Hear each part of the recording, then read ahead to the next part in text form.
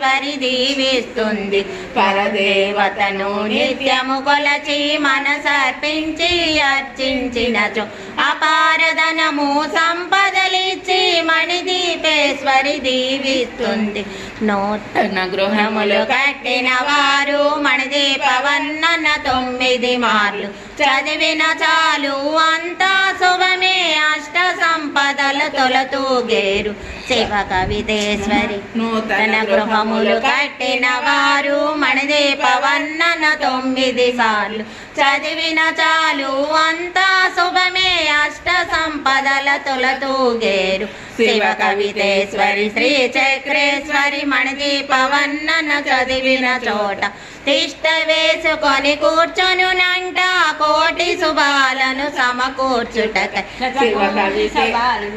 Shiva Kavi Chakreshwari మణిదీపవర్ణన